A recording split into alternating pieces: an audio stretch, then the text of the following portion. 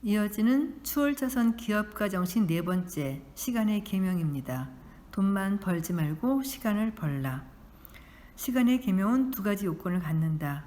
첫째, 당신이 창출한 가치는 반드시 당신으로부터 독립적이어야 한다. 예컨대 책이 일단 출간되고 나면 나와 상관없이 존재한다. 반면 당신이 컨설팅을 업으로 한다면 당신이 컨설팅을 멈출 때 가치 창출이 멈추고 소득도 멈춘다. 둘째, 분리성이다. 당신의 사업이 진화해 나감에 따라 그 사업에 얽매여 있던 당신의 시간과 삶을 자유롭게 풀어주어야 한다. 이것이 성취되고 나면 당신은 1년 365일 하루 24시간 돈을 벌 수 있는 능력이 생기는데, 그것은 어떤 시간의 구애간에 돈을 버는 것이 아니라 세월의 흐름과 함께 계속해서 돈을 버는 것이다. 그리하여 당신은 아침에 깨어서 모닝커피를 내리기도 전에 하루의 임금을 번다. 와, 꿈만 같네요. 자, 시간의 계명을 지키려면 몇 달 혹은 몇 년에 걸친 처절한 노력을 기울여야 한다. 그리고 시간의 계명을 존중하는 것은 그것에 대해 잊어버리는 것이다. 단 단기적으로만. 그 계명은 있고 장기적으로 자산가치 시스템에 집중하라. 시간의 계명이 과실나무라면 자산가치 시스템은 그 나무의 씨앗이며 수동적 소득은 그 열매다. 열매를 맛보려면 먼저 씨앗을 관리하고 배양하는 노력을 기울여야 한다. 수동적 소득 창출이 가능한 자산가치 시스템에는 6가지가 있다. 첫 번째, 머니 시스템. 자본 원칙에 따라 머니 시스템은 우두머리 시스템이고 각본에서 탈출한 우리의 목표이기도 하다. 머니 시스템은 자본 대여 비즈니스로서 당신의 투자로부터 꾸준히 소득이 나오는데 그 형태는 이자, 배당, 합자 회사 소득 등 다양하다. 단 이 경우 머니 시스템에 관한 한 돈이 있어야 돈을 번다. 1,000달러에 대해 5% 이자율을 적용해보라. 1년치 이동통신요금의 절반도 내지 못할 것이다. 그렇지만 1,000만 달러에 대해 5%면 1년에 50만 달러라는 상당한 액수가 된다. 두 번째, 디지털 제품 시스템. 자산가치 활용 시스템 중 가장 널리 이용되고 있는 것이 디지털 제품 시스템이다. 전형적으로 디지털 제품 시스템은 만들기가 제일 쉽고 그러다 보니 가장 경쟁이 치열하다. 예를 들면 전자책, 유튜브 비디오, 블로그, 팟캐스트, 웹사이트 템플릿, 디자인, 글 등이 여기에 속한다. 세 번째, 소프트웨어, 인터넷 시스템. 그 다음으로 인기 있는 자산가치 시스템이다. 문제를 해결하거나 쉬운 길을 제시하거나 오락을 제공하는 용도로 쓰인다. 소프트웨어 시스템은 가장 자산다운 자산인데 일단 코딩이 되고 나면 업그레이드와 지원의 관리가 필요 없기 때문이다. 네 번째, 제품 시스템. 제품 시스템은 유통 채널을 통해 판매되는 물리적 상품이다. 예를 들어 식품, 옷, 장신구, 화장품, 도서, 장난감, 기타 등등. 다섯 번째, 대여 시스템. 대여 시스템은 제품 시스템의 한 형태로서 제품이 구매되지 않고 대여된다는 특징을 갖고 있다. 제품 자체와 일정 기간에 걸친 제품의 사용이 소득을 창출하고 이에 따른 자산이 존재한다. 부동산 대여로는 에어비앤비가 있고 주차 공간, 그 밖에 여러 대여 상품, 렌탈 종류들이 여기에 속한다. 여섯 번째, 인적 자원 시스템. 인적 자원 시스템은 제품 시스템 혹은 서비스 시스템이다. 그리고 보통 다른 시스템을 종속시킨다. 예를 들어 만일 당신이 식당 개업을 고려 중이라면 그것은 이론적으로는 제품 시스템이지만 실질적으로는 인적 자원이 있어야 성공할 수 있다. 체인이나 프랜차이즈로 운영하는 식당, 컨설팅, 회계라든가 커피라이팅의 서비스 비즈니스, 오프라인 소매 매장 등이 여기에 속한다. 그리고 이 모든 자산 가치의 시스템들이 멈추지 않고 붕붕거리는 작은 꿀벌들처럼 나를 위해서 일을 한다. 자산 가치 창출의 또 다른 구성 성분은 자산 구조라는 것이다. 자산 구조는 당신의 자산 가치 시스템을 지원하거나 홍보하거나 마케팅하는 또 다른 영구적 시스템으로 당신의 시간과 별개로 1년 365일 하루 24시간 쉼없이 작동한다. 자산이라는 것에 대해 더 이해하기 쉽게 한 가지 예를 들어 보겠다. 2011년에 나는 유명한 인터넷 마케터이자 블로거인 팻 플린과 똑똑한 수동소득이라는 주제로 팟캐스트를 했다. 그 인터뷰를 위해 소모한 나의 시간은 약 45분에 불과했지만 6년이 지난 오늘날까지 사람들은 내게 메시지를 보내면서 그 인터뷰 때문에 내 책을 샀노라고 말한다. 이런 것이 자산이다. 자산 구조의 또 다른 사례는 우리 포럼과 더불어 수년에 걸쳐 올라온 수백 편의 게시물이다. 나는 아직도 어디에 대한 선생님의 게시물을 읽고 선생님의 책을 샀어라는 말을 듣는다. 여기서도 내가 다른 일을 하고 있을 때 나의 대리자들이 쉬지 않고 페달을 돌리면서 나를 홍보해주고 있는 것이다. 다시 한번 요약해서 말하자면 이 책의 전체를 떠받치는 근본적인 전제는 우리가 종국에는 시간과 돈 둘 다 벌기를 원한다는 것이다.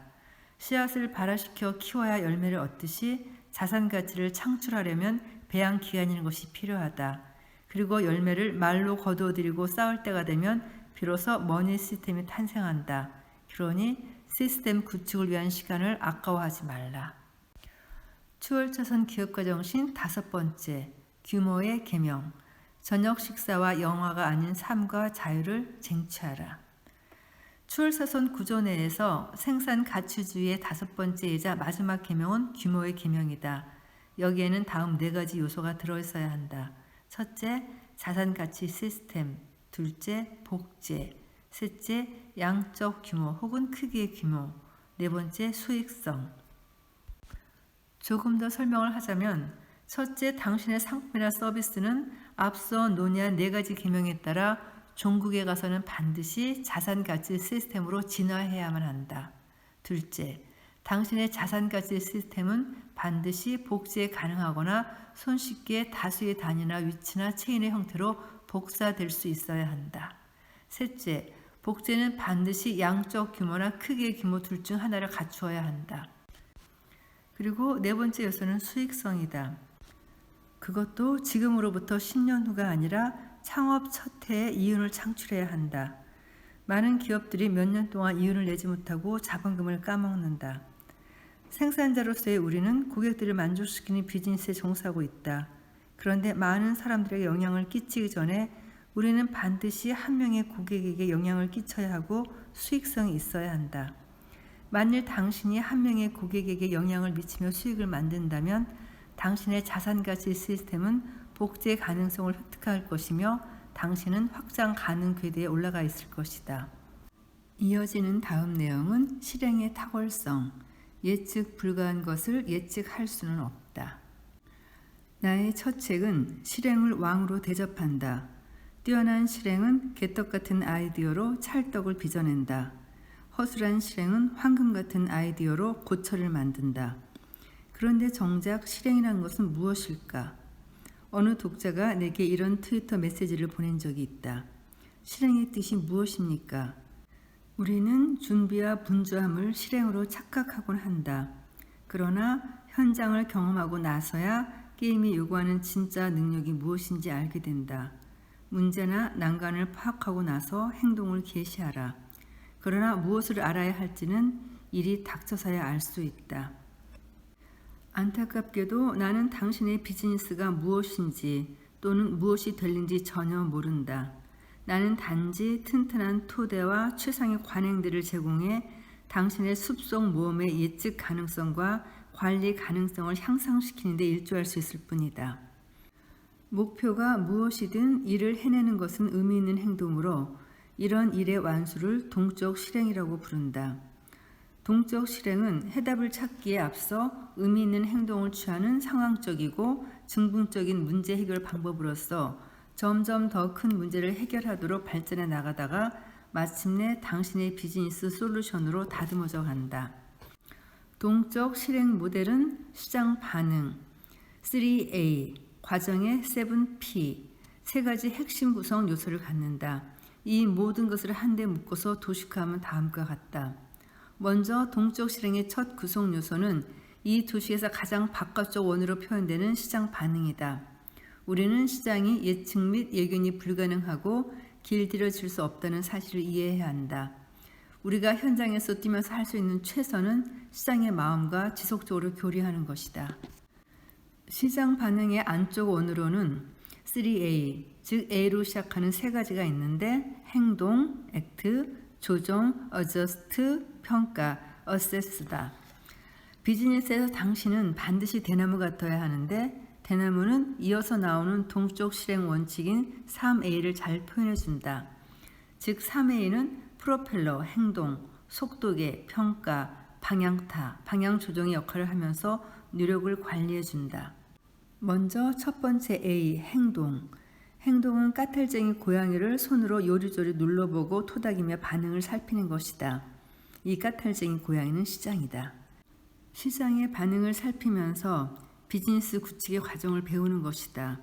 코앞의 문제를 해결함으로써 깊어지는 학습의 과정이다. 두 번째 A, 평가. 시장과 상호작용을 할 때마다 따라오는 반응은 크게 두 가지 형태로 나누어 볼 수 있다. 가장 흔한 것은 흡음.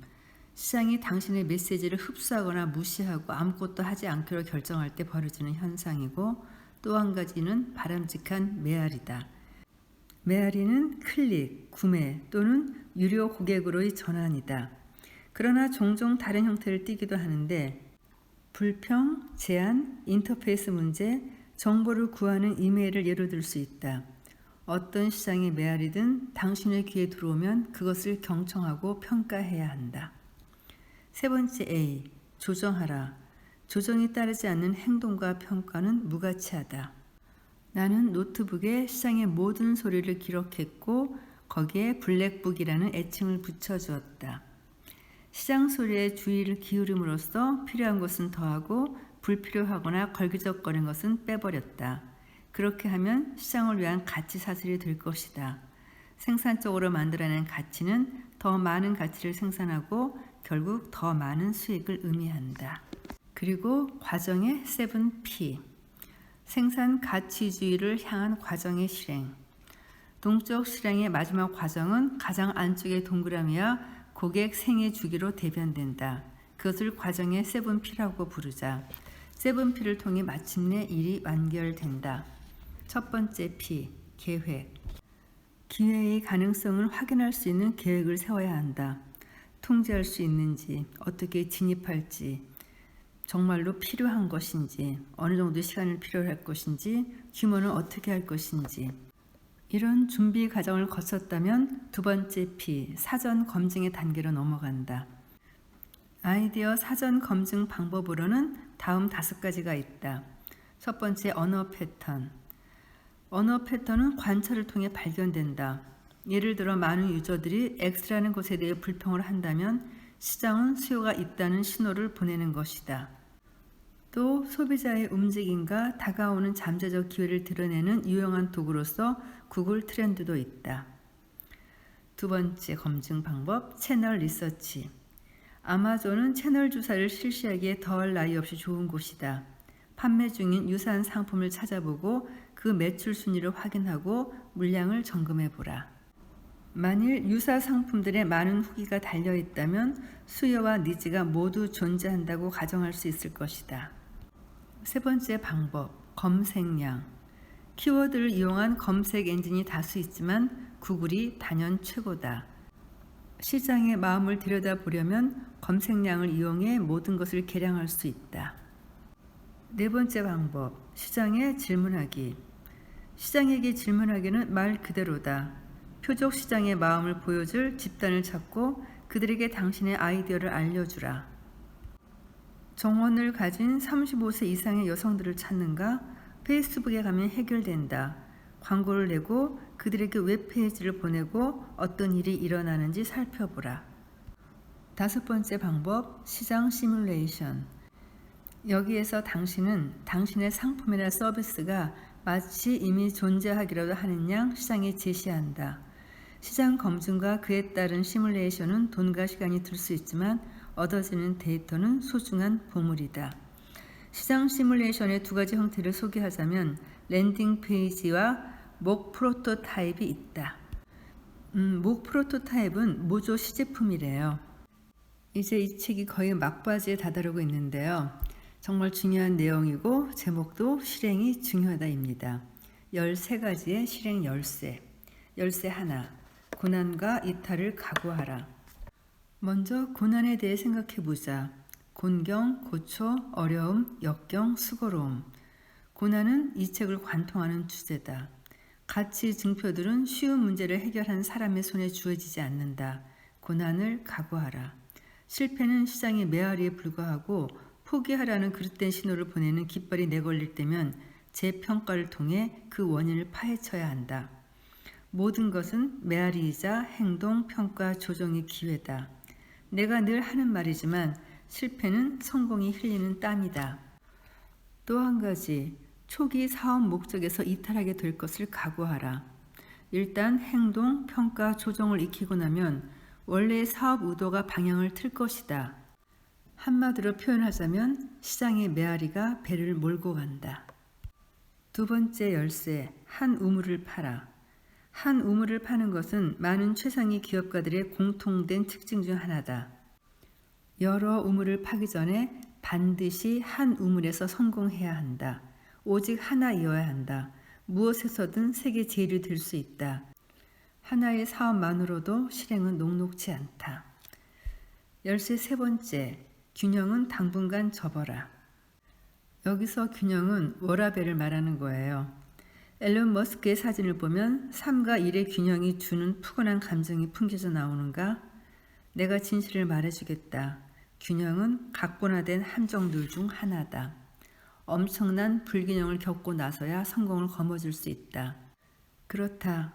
단기적 불균형이 장기적 균형을 쟁취해준다. 열쇠 네 번째, 좋은 환경을 조성하라. 당신에게 가장 적합한 환경을 찾으라. 삶 전반을 지지해줄 환경을 찾으라.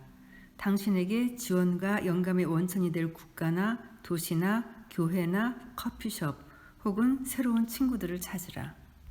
만일 각본화된 친구들이 당신의 목덜미를 잡고 뒤로 당기면서 당신의 꿈에 대해 악담을 늘어놓는다면 새로운 친구들을 찾으라. 최적의 환경은 잔소리와 안돼를 연발하지 않는다. 환경의 피하자가 되지 말고 의욕이 솟는 환경을 선택하라. 열쇠 다섯 번째, 문지기들의 허락을 구하지 마라. 보통 어딘가 성공의 문으로 들어갈 때 관문을 통과해야 된다는 말이 있죠. 예를 들면 유명한 가수가 되기 전에 유명한 오디션 프로그램에서 챔피언이 된다든지 아니면 작가로 등장하기 위해서 문단에 데뷔를 한다든지 이런 식으로 통과해야 되는 문. 그런데 요즘은 유튜브라고 하는 채널을 통해서 스스로 영상을 만들고 올려서 그 재능을 인정받아 성공에 들어서는 길이 생겼죠. 사실 재능을 덮어버리는 것은 문지기가 아니라 두려움이다. 나이키의 슬로건을 빌리자면 Just do it, 그냥 하라입니다. 실행 열쇠 여섯 번째, 품위 있는 브랜드를 구축하라. 생산 가치주의는 강력한 브랜드 이미지와 함께한다. 만일 당신이 성장하고 뻗어가는 비즈니스를 원한다면 브랜드 전략이 최우선 고려사항 중 하나여야 한다. 훌륭하게 구축된 브랜드 정체성은 고객의 정체성을 돋보이게 해주고 구매 결정에 있어서 핵심적인 의사결정 요인이 된다. 할리 데이비슨이라는 브랜드의 핵심 고객층을 어떻게 기술해 볼 수 있을까? 모험을 즐기는 사람들인가? 아니면 몸을 사리면서 안전이 최고라고 외치는 사람들인가? 실행 열쇠 일곱 번째, 언행일치로 브랜드를 키우라. 브랜드 10개 중에 9은 브랜드 흉내만 내고 있다. 말은 고객 만족을 최우선으로 생각하겠습니다 라고 하지만 행동은 그 반대로 한다. 브랜드는 일관성 있는 행동으로부터 자라나는 명성으로서 한 사람이 명성을 얻는 방식과 무척 닮아 있다. 당신은 듣기 좋은 말을 하고 또 할 수 있지만 만일 당신이나 당신의 직원이 대중의 눈앞에서 그 말을 실천하지 않는다면 당신의 브랜드는 흉내쟁이에 그칠 뿐이다. 실행 열쇠 여덟 번째, 설득하라. 판매에 있어서 마케팅, 카피라이팅, 협상은 당신이 어떤 비즈니스를 하든지 가장 중요한 스킬들이다. 이 스킬들은 한번 익혀두면 평생을 두고 써먹을 수 있다. 여기 몇 가지 전략들을 소개하고자 한다. 먼저 이야기를 들려주라. 당신의 상품이나 회사의 스토리에 옷을 입혀라. 사람들은 이야기를 좋아한다. 그리고 스토리의 또 다른 기능은 브랜드의 신뢰를 더하는 것이다. 당신의 청중에게 왜 당신이 비즈니스를 하는지 그 이야기를 들려주라. 사람들이 당신과 비즈니스와 그 이야기를 연결지을 때 그들은 당신을 선택할 것이다. 두 번째 방법, 당신의 기업을 인간화하라. 당신의 사업을 인간화하는 가장 쉬운 방법은 그것에 인간의 얼굴을 입히는 것이다. 기업 속의 웹페이지를 단순한 유행어 집합체 같은 문장으로 장식하지 마라. 의미 있고 재미있고 사람 냄새가 풍기는 글을 쓰라. 사진을 몇 장 게시해도 좋다. 책상에서 일하는 모습, 개와 노는 모습, 딱딱한 정장을 입은 모습만 아니라면 다 좋다. 판매 설득 전략 또 한 가지는 고객의 셀프에 호소하라이다. 자기 본이라는 궁극적 고객 원칙은 그래서 그것이 내게 무엇을 해주는데? 라는 질문을 던진다. 당신의 고객이 그들에게 이익이 되는 것이 있음을 더 빨리 그리고 더 명확히 알게 될수록 매출도 더 빨리 일어난다. 이삿짐 상자 대여 사업을 하는 내 친구는 고객의 자기 본의적 이익 추구 심리에 효과적으로 호소할 줄을 모른다. 그는 고객들이 알아서 하도록 방치한다. 그의 홈페이지는 번쩍이는 글씨체로 이삿짐 상자 대여라는 헤드라인만 덜렁 적혔을 뿐이다. 그렇다. 그의 헤드라인은 호소력도 없고 아무런 효력도 전달하지 못한다. 좀 더 효과적인 헤드라인을 제시해보겠다. 이사, 생각만 해도 두렵다고요? 이사 공포증을 말끔히 날려드립니다. 본사가 제공하는 자연 친화적 이삿짐 상자로 신속하고 깔끔한 이사를 경험해 보세요. 고객의 관심, 의미, 목적에 호소한다는 것이 무슨 뜻인지 확 와닿지 않는가? 그 다음으로는 사회적 증거를 우선시하라. 당신이 최근에 구매한 세 가지를 떠올려보라. 나의 경우엔 구매를 권유하는 매끄러운 말이나 광고에 현혹되어 구매한 것은 없고 모두 사회적 증거 때문에 구매했다. 판매에 관한 한 최고의 비법은 판매에 대한 것이 전혀 아니다. 그것은 비슷한 사람들이 올리는 긍정적 제품 후기와 리뷰다.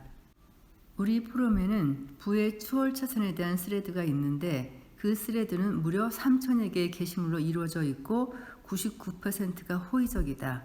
3,000여 편의 칭찬의 글이 갖는 설득력이란 실로 어마어마하다. 그것들은 쉬지 않고 나를 위해 영업활동을 펼치고 있다. 실행 열쇠 9번째, 편견을 치워버려라. 마크 트웨이는 이렇게 말했다. 우리를 공경에 빠뜨리는 것은 우리가 모르는 것이 아니라 그럴 리 없다고 확신하는 것이다. 마케팅에서 굉장히 중요한 요점을 보여주고 있는 것 같은데요. 실행에 있어서 개인적 편견을 고집하면 득보다 실이 많다. 그런데 몇몇 사람들은 자기 오름을 확인하는 것이 부자가 되는 것보다 더 중요하게 생각하는 경우가 있다. 당신의 제한적인 세계관으로 진짜 세계를 가림으로써 안 그래도 힘든 비즈니스를 더 힘들게 만들지 말라. 10번째 실행 열쇠. SEO 지옥행 열차에 올라타지 말라. SEO는 검색 엔진 최적화라는 개념이다. 검색 엔진 최적화는 구글과 같은 검색 엔진에서 상위 랭크 웹페이지가 되기 위한 코딩 방법이다. 당신의 회사가 키워드 검색 시 첫 페이지의 상단에 나타난다면 그것은 엄청난 가치와 수익을 의미하는 것일 텐데 나는 왜 SEO 지옥행 열차라는 극도로 부정적인 표현을 사용하고 있는 것일까? 그 이유는 생산 가치주의 덕에 누리게 되는 공짜 트래픽과 매출 이익률 성장과 검색 엔진 최적화 덕에 누리는 공짜 트래픽과 매출 이익률 성장은 하늘과 땅이 닿듯이 완전히 다르기 때문이다. 두 가지 다 이윤을 생성하지만 생산 가치주의는 관리와 통제가 가능한 반면 검색 엔진 최적화는 그렇지 못하다. 구글은 매년 알고리즘을 바꿈으로써 시스템 조작을 방지한다. 역시 통제권이 나에게 있지 않는 것은 언제 어떻게 될지 모른다는 뜻이죠. 그렇게 검색 엔진 최적화 위에 돈을 쓰는 대신에 나는 훌륭한 콘텐츠를 만드는 데 주력하고 그것에 대해 구글이 상위 검색 랭킹으로 나에게 보상해 주는 것이다. 실행열쇠 11번째, 유행에 휘말리지 말라. 내가 이 말을 꺼내는 이유는 너무도 많은 기업가들이 일시적 유행에 편승해 지속성에 의문이 드는 사업으로 시간을 낭비하기 때문이다. 실행 열쇠 12번째, 사업의 정치를 끌어들이지 마라. 2016년 다국적 식품업체인 켈로그는 보수 성향의 대규모 웹사이트인 브라이트바트에 더 이상 광고를 실지 않겠다고 선언했다. 켈로그는 그 웹사이트가 우리의 가치에 부합하지 않는다라고 말했다. 그러자 브라이트바트는 켈로그 보이콧을 위해 격렬한 캠페인을 벌였고 그 웹사이트의 독자들은 열렬한 성원을 보냈다. 며칠 만에 40만 명이 넘는 사람들이 보이콧에 선명했고 켈로그를 버려라라는 해시태그는 트위터에서 큰 물결을 일으켰다. 몇 달 후 켈로그는 수익 목표 달성 실패라는 쓴맛을 보아야 했다. 실행 열쇠 13번째. 누구나 커피를 좋아하는 것은 아니다. 기억하라. 당신은 비평받을 것이다. 모든 사람이 당신의 제품을 좋아하지는 않을 것이다. 시장에 당신의 창조적 작품들을 내놓을 때마다 증오, 폄훼, 반대의 목소리를 직면할 것이다. 이것은 정상이다. 비평을 두려워하거나 당신의 노력에 대해 남들이 무엇이라고 말할지를 두려워한다면 지금이라도 때려치우고 이력서나 새로 써라. 자, 이제 정말로 거의 끝나갑니다. 그러나 녹음이 길어지니까 여기서 잠깐 멈추고 다음 시간에 다시 한번 마무리를 하겠습니다. 감사합니다.